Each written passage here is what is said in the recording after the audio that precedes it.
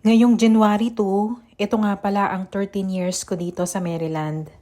Anyway, yung CR namin dito ay talagang medyo magulo na din.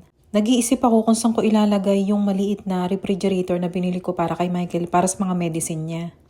Habang naghahanap tayo kung saan ko ilalagay, tiningnan ko rin dito.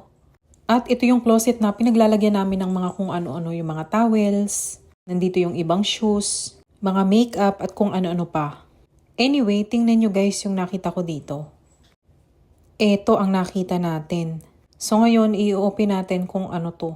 Tingin ko ito yung outlet but hindi ko alam kung bakit nila tinakpan. Since may nakita tayo dito na outlet, pwede ko nung magamit. But ang hindi ko sure kung live ito or hindi.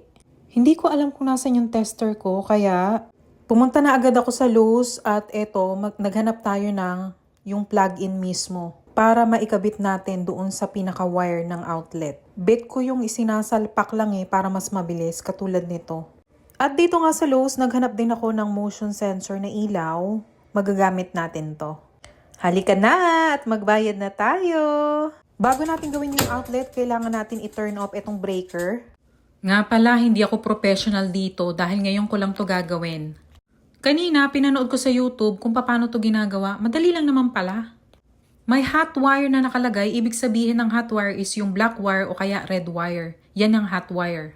And then yung isang butas naman para sa white wire. At yung isa pa sa may bandang baba, ayan ito, yan yung para sa ground. At ngayon, ibabalik na natin, may screw dito sa may baba at saka sa taas. Nga pala, pasintabi po sa mga bata, bawal po itong gayahin ng mga bata. Adult lang po ang gumagawa nito. After na natin maikabit yan, inilagay ko na rin yung takip ng outlet. At tinurn on na rin natin yung breaker. Naku, kinalas ko ulit. Ayaw gumana. Feeling ko medyo loose yung pagkakalagay ko kaya binalik ko ulit sa dati. Habang ginagawa ko naman ito, napansin ko yung ilaw sa CR ayaw na rin gumana. Wala na ring power.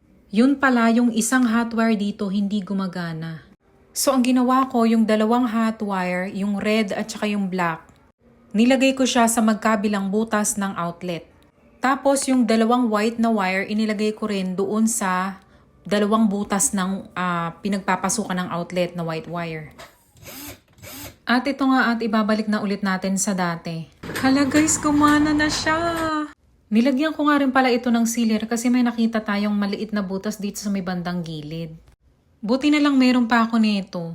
Kasi nung last time ginamit ko rin to sa sink. O diba parang walang nangyari? Ngayong natapos ko nang gawin tong outlet, kailangan ko nang rearrange itong mga nandito kasi nga ang gulo-gulo na rin.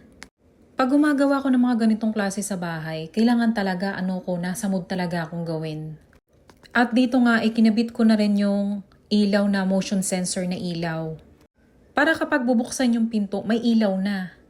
Napakaayos talaga tingnan kapag may ilaw. After ko matapos yung closet, naglinis na rin ako ng CR. Mabuti na lang walang masyadong pa-order ngayon. Kahit papano naaasikaso ko yung bahay kapag wala akong masyadong work. At after natin malinisan, ito na yung itsura ng bathroom. O, diba? Okay na okay na. Napakaganda talaga tingnan kapag walang masyadong kalat sa CR. Kasi kapag marami nakalagay sa counter, ang dumi.